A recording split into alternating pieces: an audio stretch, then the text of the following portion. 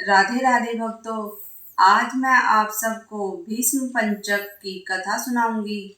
एक समय राजा परीक्षित ने महात्मा व्यास जी से पूछा, हे भगवान, हमें कार्तिक मास की कथा आपने सुनाई और उससे भी एकादशी से लेकर पूर्णिमा तक इन 5 दिनों को भीष्म पंचक के नाम से क्यों कहा जाता है, इस संबंध में हम जानना चाहते हैं।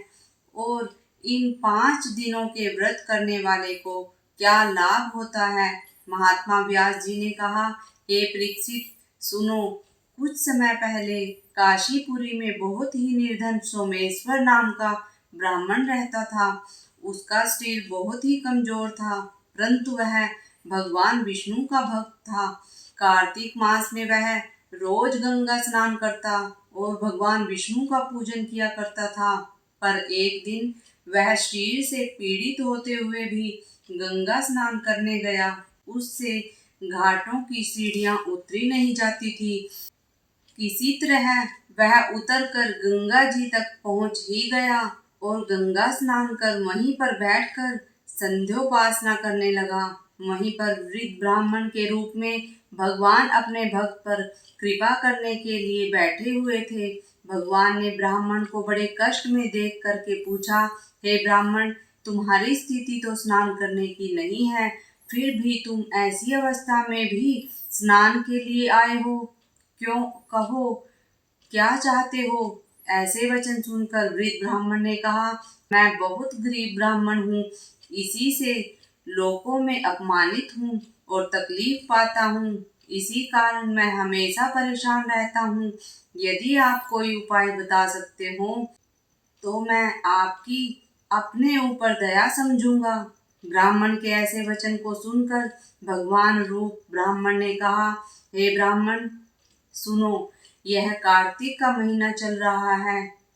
इसमें शुक्ल पक्ष की एकादशी से लेकर पूर्णिमा तक जो यह 5 दिन है, इनको भीष्म पंचक के नाम से पुकारा जाता है। 5 दिनों में तुम गंगा के पुत्र महात्मा भीष्म को जलदान दो और गंध अक्षत पुष्प से उनका पूजन करो।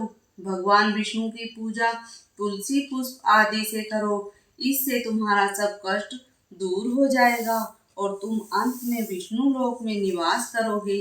हे ब्राह्मण, महाभारत की लड़ाई में जब महात्मा भीष्म सरसैया पर सोए हुए थे, उस वक्त अपने प्रिय अर्जुन को उन्होंने सब प्रकार का राजधर्म, व्यवहार धर्म, ज्ञान धर्म कहा था।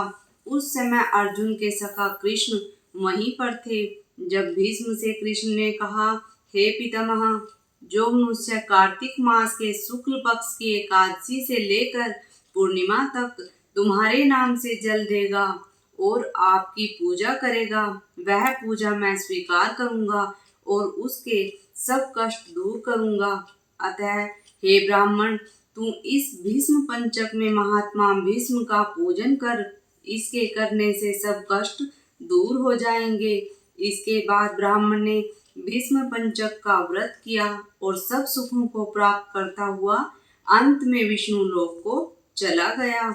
इसलिए कार्तिक मास में महात्मा भीष्म का व्रत करना चाहिए।